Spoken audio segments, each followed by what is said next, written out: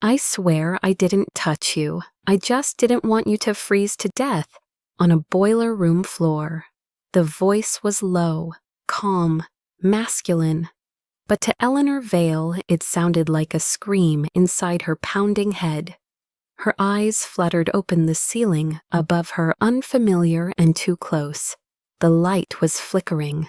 Her body ached, skin cold, and when she tried to move, something rough and heavy slipped from her shoulder. It was a coat, faded green, frayed at the sleeves, and far too big for her. She looked down. Her dress was gone. Only her undergarments remained beneath the wool. Panic surged. Her hands clutched the coat tighter as she pushed herself upright. Her vision blurred and then refocused on the figure sitting against the opposite wall, legs stretched, hands resting loosely on his knees.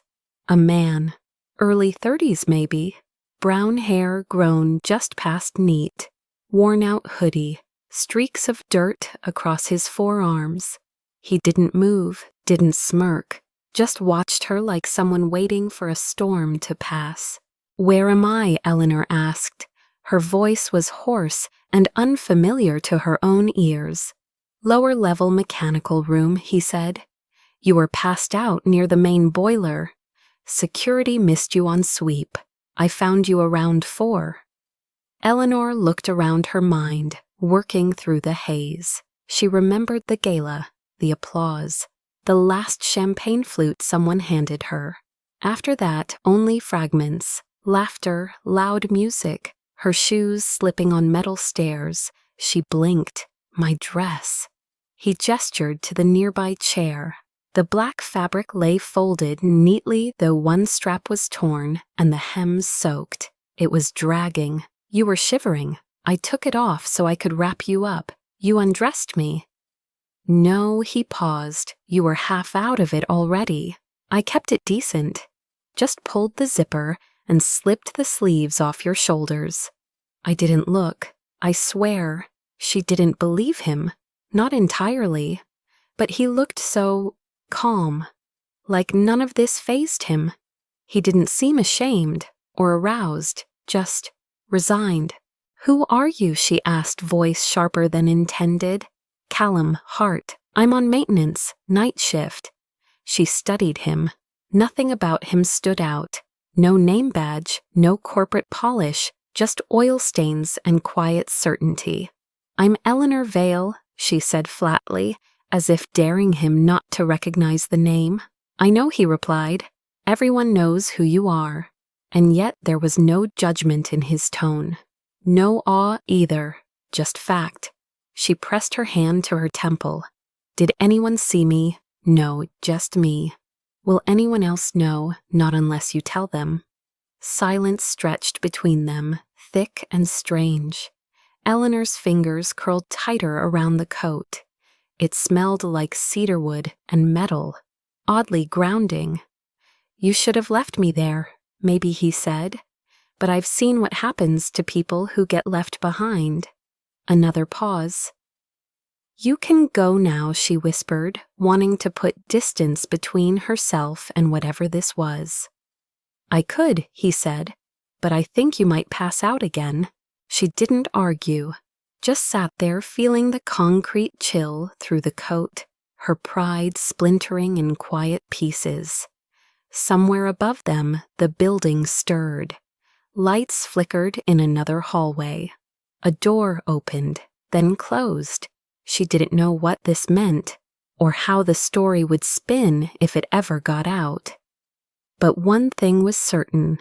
She was no longer the woman who walked into that gala 3 hours ago. And the man sitting across from her was not just a janitor, not anymore. 3 hours earlier, Eleanor Vale stood under the cascading lights of the annual Medora Instruments Winter Gala glass. In handspine's straight smile calculated, the ballroom shimmered with curated elegance, the kind of wealth that smelled like dry champagne and generational power. She moved through the crowd like a queen surveying her court. Her dress was custom, her makeup flawless, her eyes alert, but beneath the smooth surface of her composure, something pulled at her, something tired. She hated this night. Not because she disliked the people or the accolades, but because she knew it wasn't real. Not the compliments, not the admiration, not even the laughter, especially not the laughter. To them, she was an image, not a person. At 28, Eleanor was the youngest CEO in Medora's history. She was also the most private. Her calendar was precise, her interviews minimal, her past carefully pruned. No one outside the boardroom knew she had never dated. Never even let someone hold her hand longer than a handshake allowed. They didn't need to know. They needed her sharp, efficient, untouchable. That night, a junior executive raised a toast in her name, calling her the company's cold star, brilliant and distant. The room laughed. She laughed too. It was easier than correcting them, easier than showing the burn behind the shine. Then came the drinks, champagne, whiskey, something green with too much sugar, a dare, one more, then two. She told herself it was fine. It was one night. Let them think she was normal, relatable, human.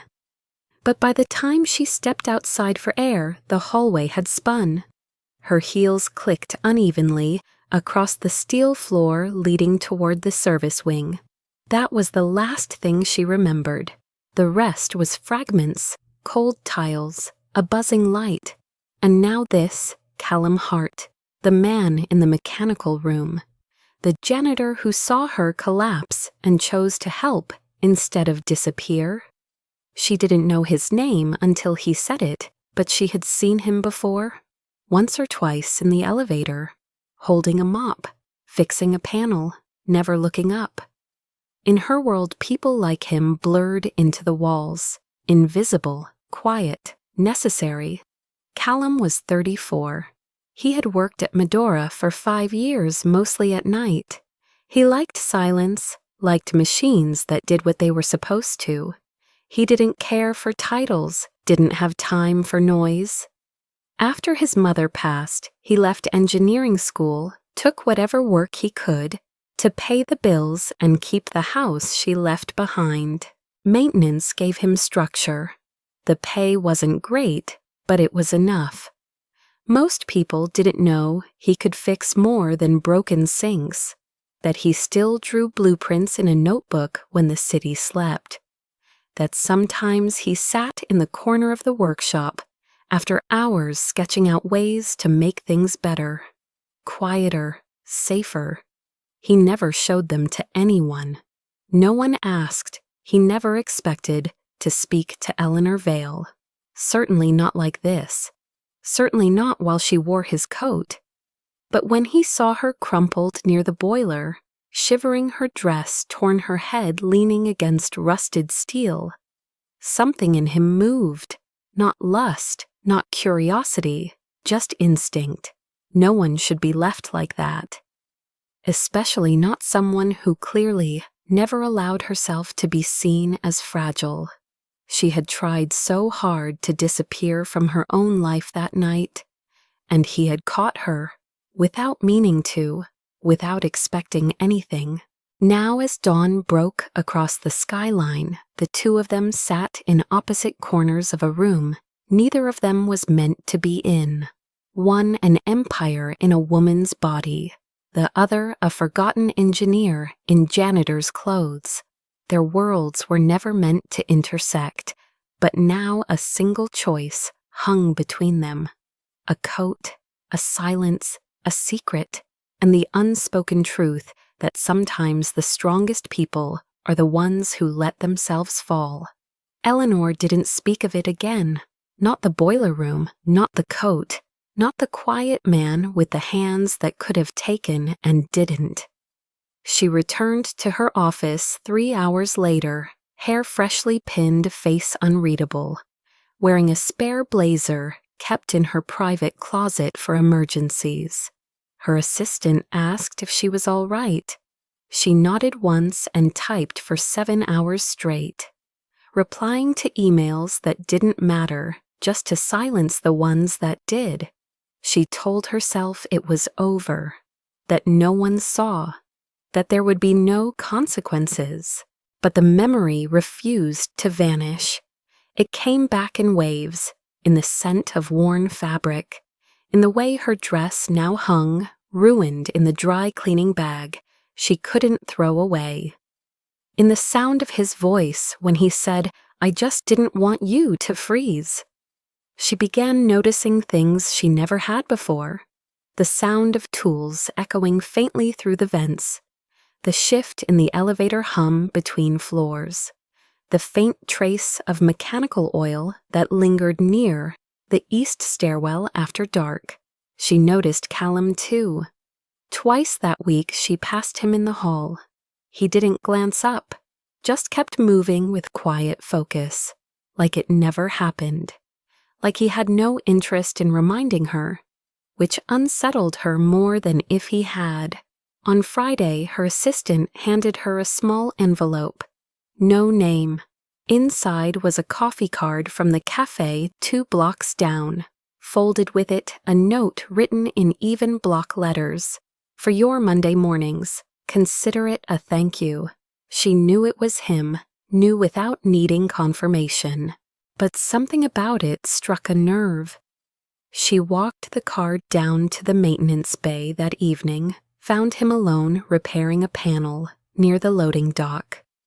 She placed it on the table beside him. He didn't look up, just said quietly, "I don't want anything from you. That's not why I helped." She stood there longer than she meant to.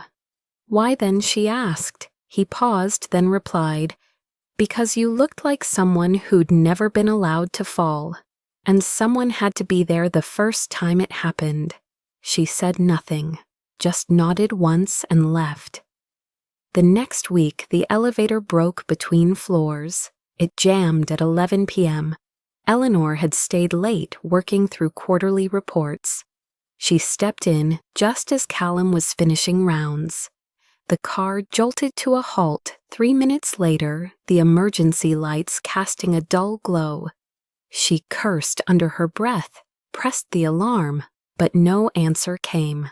Callum leaned against the back wall, arms folded. "This happens," he said. "Panel shorted. Techs come late when it's after 10. She exhaled. "Great." He said nothing else, just stood there perfectly calm. She hated how calm he was. It made her feel exposed, vulnerable. After 15 minutes of silence, she broke. "You haven't told anyone, have you?" He looked up. "About what?" "Don't play dumb." "About me, the boiler room." He shook his head. "I told you, that's yours to tell, not mine." She stared at him. "Why? Why do you care so much about doing the right thing? People don't work like that anymore. I do.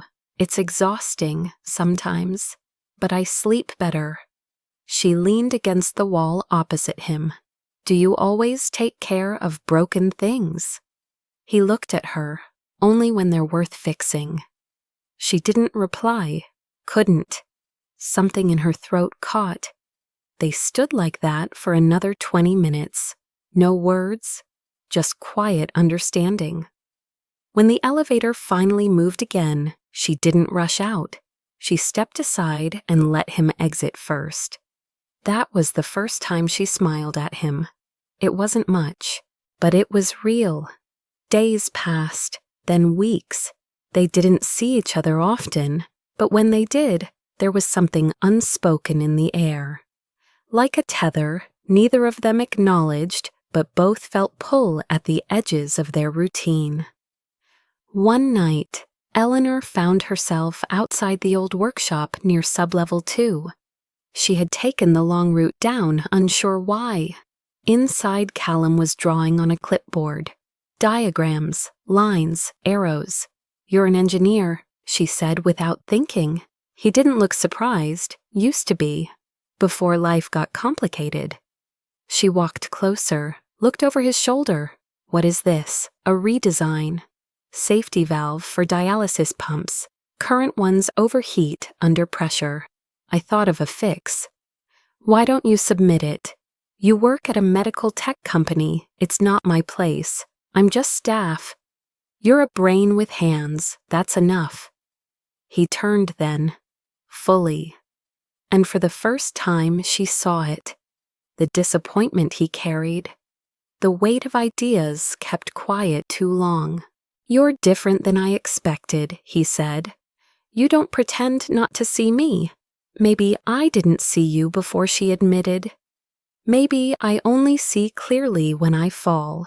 That night she took his designs, brought them to R&D. Didn't say they were his, not yet, just asked for feedback. They were impressed, quietly shocked. She told him the next day. He looked down at the floor, then at her. Why are you doing this? Because I want to believe I'm more than my title. And maybe you're more than your coveralls. He smiled, barely, but it stayed longer than her own ever did. Over time, she sought him out, sometimes with excuses, sometimes with silence. He never pushed, never expected, but he always listened, and somehow listening became the first step toward healing. One night near Christmas, she found a package at her office door, no label. Inside was a copy of a book on early spaceflight engineering, the same one her father used to read to her. A note inside read, "You mentioned this once. Thought it might matter again." Her hands trembled. She hadn't told anyone about that memory, not in years. She walked down to the workshop without thinking. Found him alone again. He saw her, stood slowly. "You okay?" "No," she said, "but I think that's the point. I think maybe I've spent so long pretending to be fine, I forgot what real feels like." He didn't speak, just opened his arms. And for the first time in her adult life, Eleanor Vale let herself be held. Not in fear, not in shame, but in the quiet safety of someone who didn't need anything from her. Someone who simply stayed. They didn't kiss, they didn't confess, they just stood there. And the silence said more than either of them could. In the background, the workshop clock ticked toward midnight. Machines hummed. Somewhere upstairs, the world kept spinning. But down here in the quiet, two people who were never meant to meet simply existed. And for now, that was enough. The email arrived on a Tuesday morning. Subject line incident footage request. Eleanor stared at the screen, her fingers hovering above the keyboard. Her assistant had forwarded it without comment.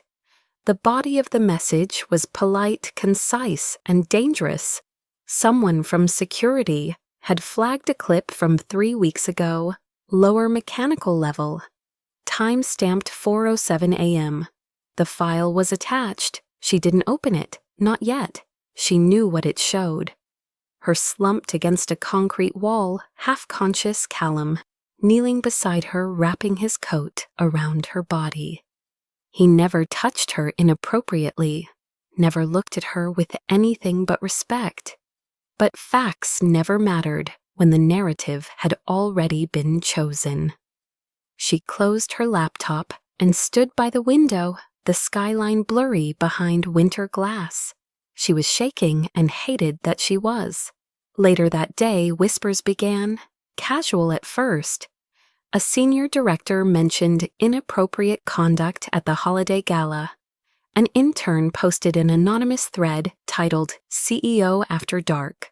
Within 48 hours, someone leaked the footage. The internet was ruthless. There were screenshots, slow-motion loops. Comment sections exploded.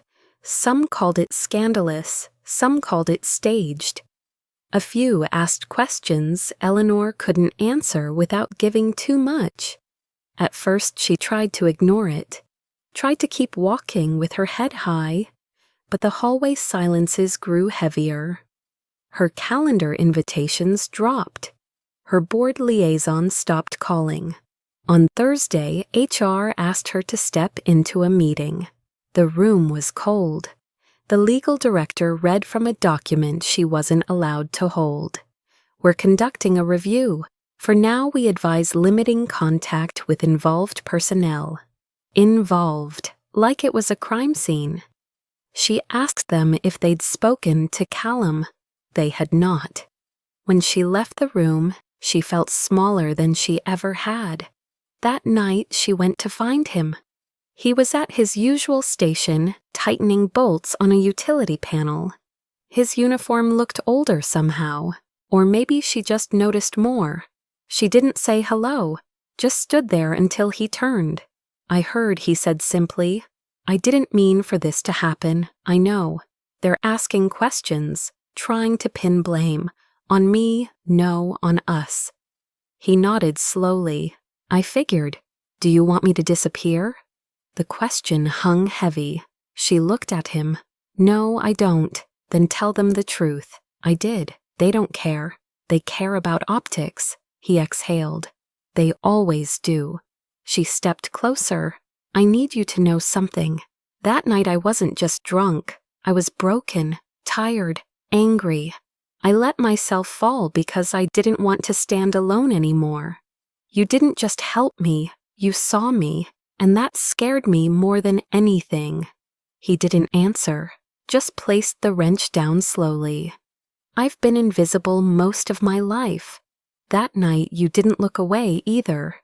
That matters."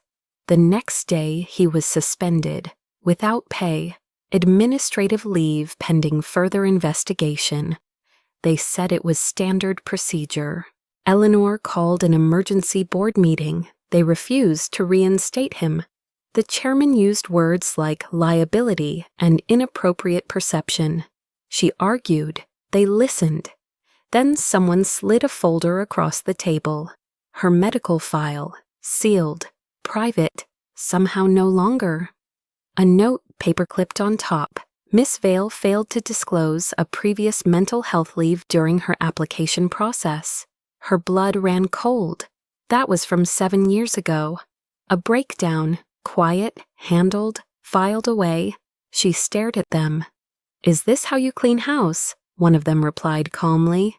"We're protecting the company. You're compromising its image." Her voice didn't shake when she stood. "Then maybe your image never included people like me." That night she went to Callum's apartment. She had never been there before. It was small, clean, quiet. Tools lined the wall. A coffee mug with chipped edges sat on the table. He opened the door and paused. "You shouldn't be here. Neither should I." "But I am." He stepped aside. She walked in. "I'm losing everything." He nodded. "I know, and I'm sorry." "For what?" "For thinking I could protect you just by staying silent." Maybe silence was never the right kind of kindness. She looked at him. "Do you want me to walk away?" "Do you?" "No, then don't." They sat in silence for a long time. She picked up one of his notebooks, flipped through sketches. "You're brilliant. No one's ever said that." "Then let me be the first." He watched her, not like a man hungry or desperate, but like someone seeing the moon for the first time without clouds. She took his hand. It was calloused, real. He didn't flinch, neither did she. For the first time, she didn't care who saw, didn't care about perception or fallout, only about the way her heart slowed when he held her. Outside the city roared, but inside something else whispered, a truth neither of them could deny. They had fallen, but they had landed together. And that Eleanor realized changed everything. The next morning, Eleanor walked into Medora headquarters without makeup, without heels, without her usual mask. Her navy coat flapped open in the wind, and she carried nothing but a single sheet of paper. People stared. A few whispered. One intern dropped their gaze as she passed. The board had called a press conference for noon. They had written her a script, a carefully sanitized statement about company standards, professional boundaries, and commitment to values. It cleared her of wrongdoing, but said nothing about Callum. It protected her title, but erased her truth. She crumpled it without reading the second paragraph. At 11:58, she stood behind the podium. Reporters packed the room. Cameras buzzed like flies. Behind her, the board members sat in practiced stillness. She exhaled slowly and spoke. "Thank you for being here. I know there's been speculation. I know people are waiting for me to deny, deflect, or distance myself, but I'm not here to do that." Her voice was even, strong. The room hushed. What happened 3 weeks ago was simple. I drank too much. I made a mistake. I wandered into a part of the building I didn't belong in, and I passed out. What followed wasn't misconduct. It wasn't scandal. It was human decency. A man found me. A man with no authority, no protection, no reason to risk anything. And he chose to help, chose to stay. Not because he wanted something, not because he expected thanks, but because that's who he is. His name is Callum Hart. He's worked at Medora for 5 years. Most of you have never seen him. That's not his fault, that's ours. We reward visibility and punish humility. We reward performance and punish patience. Callum is not a threat to this company. But if we let this narrative erase him, then maybe I am. She paused. No one moved. I'm not stepping down. I'm not apologizing for being helped. And I will not distance myself from someone who treated me with more humanity than half the people in this building. If that costs me everything, so be it. She stepped away from the podium. The silence cracked. Then one reporter clapped, then another, then the whole room. The board didn't stand. The chairman's jaw was tight, but they said nothing. Eleanor left the room with her head high. That afternoon, she received an anonymous envelope. Inside was a printed tabloid page with a grainy photo of her wrapped in Callum's coat. A sticky note attached, "You'll take this company down with you." She folded it twice and placed it in the shredder. Later that evening, she walked to the community park, where Callum had taken to sketching after his shift. He looked up as she approached. "You did it," he said. "No, we did." They sat on the bench in silence. For once, there was no urgency, no fear, just the weight of consequences pressing against the skin of something finally honest. The next day, an order came from the board. Effective immediately, Eleanor was suspended pending a vote of no confidence. It would be official within 72 hours. Her team begged her to reconsider. She didn't. She packed her office in 3 boxes and sent a message to every department. Not goodbye, just a quote. "You don't lose a title when you walk away. You reclaim your name." Outside the building, Callum waited. She stepped into the sunlight and didn't look back. They rented a space on the West End, a dusty corner lot with broken windows and a roof that leaked. It was perfect. They spent 2 weeks cleaning, painting, setting up tables. They called it the drafting room, a place for discarded ideas, for blueprints and breakdowns, for people with nowhere else to try. Callum built workstations from reclaimed wood. Eleanor made coffee in a chipped machine she found at a garage sale. They had no funding, no sponsors, just a list of people who wanted to learn, wanted to try, wanted to start again. One of them was a former Medora tech who had been laid off at 52. Another was a woman who repaired bikes and dreamed of designing parts for prosthetics. A teenager came in every Saturday just to watch and ask questions. One night, Eleanor walked in to find Callum surrounded by blueprints and half-finished prototypes. He looked up, his eyes softer than usual. "This feels right, doesn't it?" he asked. She nodded. More than anything. He reached out. She took his hand. For the first time, she didn't feel like she had something to prove. She just felt present, real, enough. And in his eyes, she saw the same. They weren't saved, they weren't finished, but they had stopped pretending. And sometimes that was the bravest thing of all. 3 weeks later, just as the workshop began finding rhythm, an email arrived in Eleanor's inbox. No sender name, no subject line. Just a screenshot of a headline, drafted but not yet published. Eleanor Vale's fall from grace was years in the making. Below it, a list of bullet points that included her suspended college semester, a confidential therapy admission form, and a rumor about how she secured her initial VP role at age 23. She read it twice, then deleted it. It was bait, not truth, but it shook something loose. That night, she sat in the back room of the workshop long after everyone left. The lights buzzed overhead. She stared at her reflection in the window. She looked tired, honest, human. Callum entered quietly, a small bag of takeout in his hands. He didn't speak at first, just placed the food on the table and sat. She didn't move. "They're digging," she said. "Of course they are. I didn't expect it to sting like this." He nodded. "That's how they work. Find the cracks and pour in salt. I'm not ashamed of needing help. I'm ashamed of how long I tried to hide it." He didn't reach for her, just stayed beside her. "I won't let them rewrite you." She looked at him. "I need to say it before they do." He paused. "Then say it." She opened her laptop and began to type. Not a defense, not an explanation, a truth, in her own words.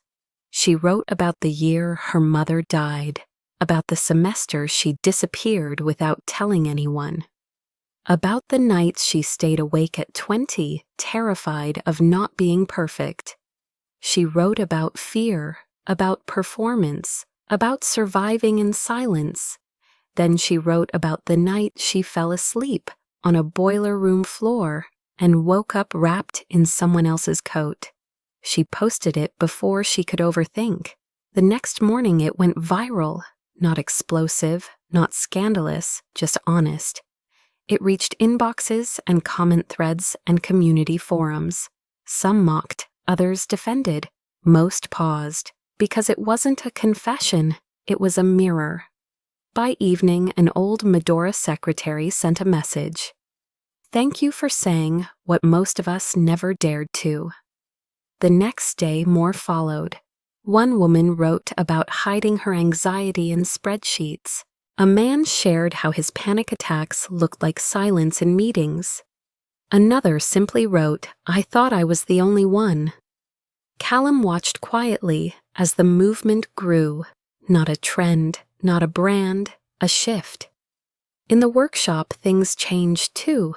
People stopped whispering when Eleanor entered.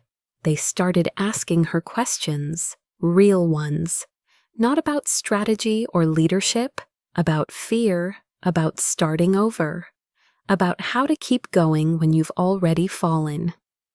One evening after everyone left, she found a note taped to the bulletin board. Written in green marker, "You made space for us to breathe." "Thank you." She read it 3 times. Callum found her there. "You okay?" he asked. She turned to him. "I'm not afraid of being seen anymore." He smiled. "You never should have been."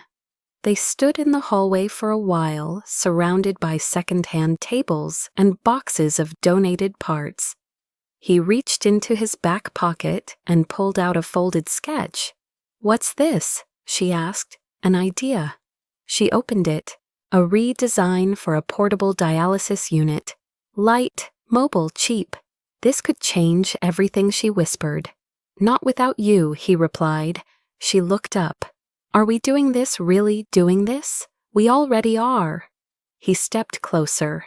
You still have my coat. She laughed softly. I never gave it back. Good, it suits you.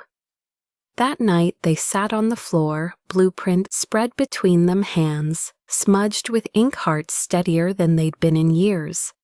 They didn't talk about love, not yet, but it hung in the air, soft and real.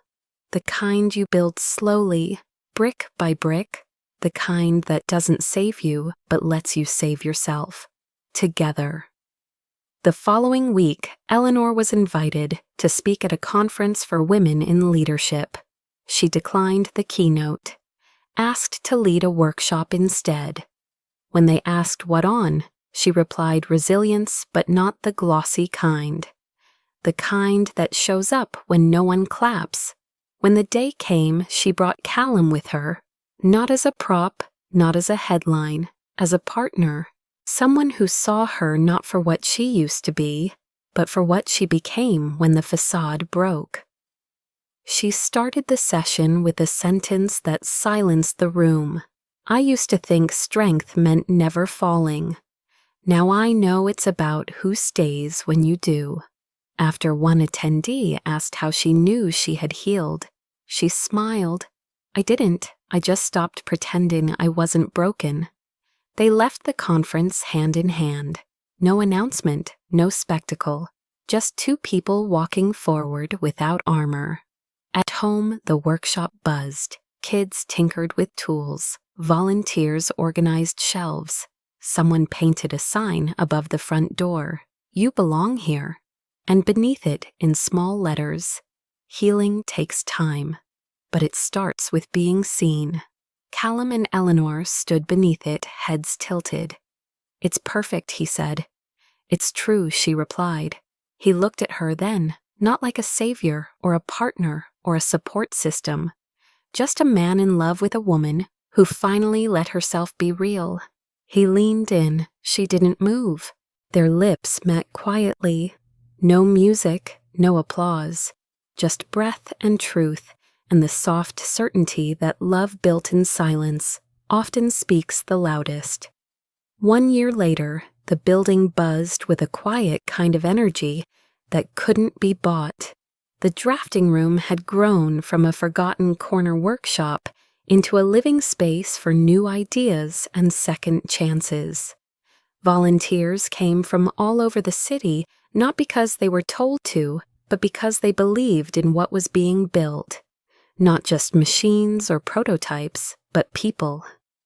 Eleanor sat on a worn stool at the back table, her hair tied loosely, sleeves rolled up, ink on her fingers. She was reviewing a design pitched by a 16-year-old girl who wanted to make mobility braces more affordable for children. Across the room, Callum was helping a former mechanic weld the base of a portable water filtration unit. They didn't talk much during these moments. They didn't need to. Their presence had become its own language. That afternoon, a small ceremony was held under the skylight. A quiet celebration. No press, no speeches, just the team and the community.